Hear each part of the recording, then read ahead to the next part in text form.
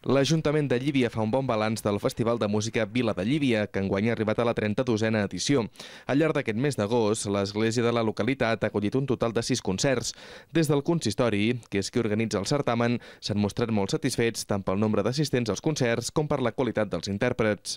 A nivell de públic hem estat més o menys al nivell de l'any passat.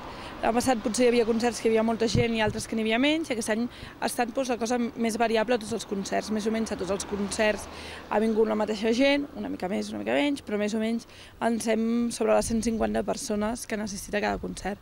Per tant, com que sabem que la cosa està complicada i estem contents. Ens hauria agradat més tenir l'església plena, per suposat, però n'estem contents de la gent que ha vingut.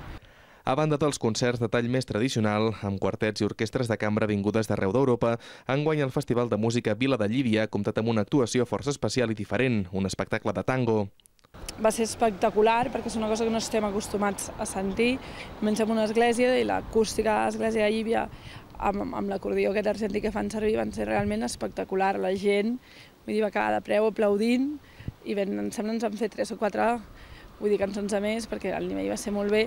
I va bé com ens van dir els artistes una clop entre el públic i ells, molt important, que ells també se van sentir molt còmplices de Llívia i encantats de poder tornar un altre cop. La part d'estiu del festival ja ha acabat, però el certamen en si es clourà el 25 de desembre amb el concert de Nadal.